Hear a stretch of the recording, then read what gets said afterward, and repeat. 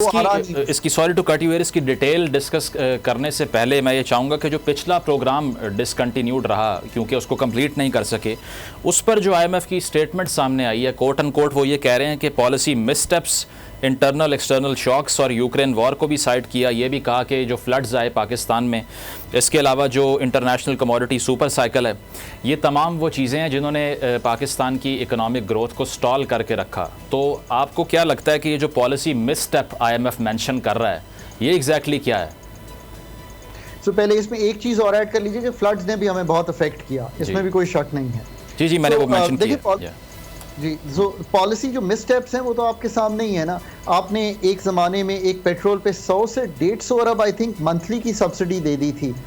UAE जो petrol बनाता है वहाँ पे सस्ता था, मतलब वहाँ पे महंगा था और हमारे यहाँ सस्ता हो गया था। ये एक चीज़ थी। फिर आपने उनके साथ तय किया हुआ है कि आप एक्सचेंज रेट को फ्लेक्सिबल रखेंगे। आपको पता है कि हमने कोशिश की कि हम इसको फ्लेक्सिबिलिटी को जो है उस तरह ना मार्केट फोर्सेस पे छोड़ें। इसी तरह आपने जब टैक्सेस लगाए तो आपने बहुत डिले किया, उसमें आपने कीमतों की तब्दीली में डिले किया। और जब लास्ट बजट दिया गया था 2022 में, तब भी आपको याद होगा कि वो बजट जो है उसको दोबारा 15-20 दिन में ही दोबारा रीवैम्प करना पड़ा था। आपको करंट बजट को भी रीवैम्प करना पड़ा। सो उनका मतलब ये है कि वो मिसस्टेप्स इसको इस तरह समझते हैं कि एक अहदाफ है, एक फ्रेमवर्क है आईएमएफ का जो बड़ा क्वांटिटेटिव इन नेचर है। क्वांटिटेटिव से मतलब है वो नंबर बेस्ड है, वो मॉडलिंग बेस्ड है। वो इस तरह नहीं है कि इंशाल्लाह आपको कहूँगा आप इतने पैसे ले आइएगा टैक्स में। वो बिल्कुल इलास्टिसिटीज, डिमांड, सप्लाई, ओवरऑल फ्रेमवर्क देख के चलता है कि आप उसको पूरा करें। फिर आपको याद है एक बड़ी बहस होती रही कि हमें 6 अरब चाहिए कि 4 अरब चाहिए, फिर 5 अरब पे मेरा ख्याल है शायद मसला सेटल हुआ।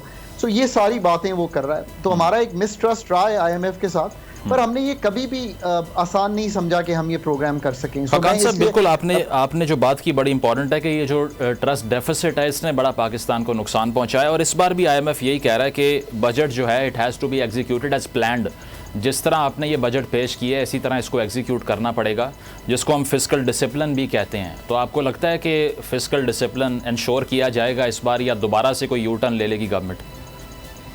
देखिए, मैं ये इसलिए कहता हूँ कि ये ऐसे हमने कोई बड़े काम तो बजट में किए नहीं हैं। यहाँ तो हम कहते हैं ना कि हमने रिटेलर पे भी टैक्स कलेक्ट करना है, हमने प्रॉपर्टी पे भी करना है, हमने मतलब ऐसे बड़े बड़े काम करने हैं जिससे मैं कहता कि कोई घबराहट हो रही है। वही टैक्स है, वही कॉरपोरेट सेक्टर है, वही वेज पेइंग सेक्टर है, वही जीएसटी है, वही इम्पोर्ट्स हैं जिन पे टैक्स लगना है। ये सारी चीज़ें मतलब अब मुझे भी पाकिस्तान इकॉनमी को पढ़ते हुए 25 साल हो गए हैं।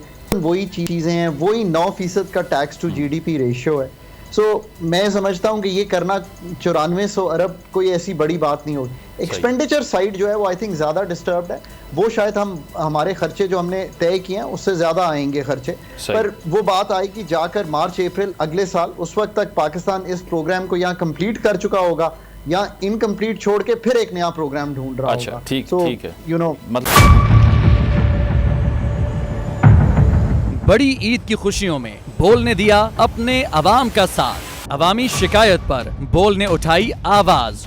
उधर पेशावर में आलाइशों को ठिकाने लगाने के लिए WSSP का खुसूसी ऑपरेशन शुरू हो गया है, जिसमें 3259 एहलकारों समेत 683 गाड़ियां हिस्सा ले रही हैं। बोल की खबर पर इदारों ने भी कसली कमर, लिया एक्शन। लाहौर में मुख्तलिफ मकामात पर आलाइशें जो है वो हमें सड़कों पर दिखाई दे रही थी, लेकिन उसके बाद जो LWMC है उनका अमला जो है वो उसके बाद फील्ड में निकला और उसके बाद आलाइशों को हटाने का सिलसिला जो है वो शुरू कर दिया गया। क्योंकि बोल है पाकिस्तान का नंबर 1 न्यूज चैनल। सब्सक्राइब करें और बेल दबाएं ताकि कोई खबर रह न जाए।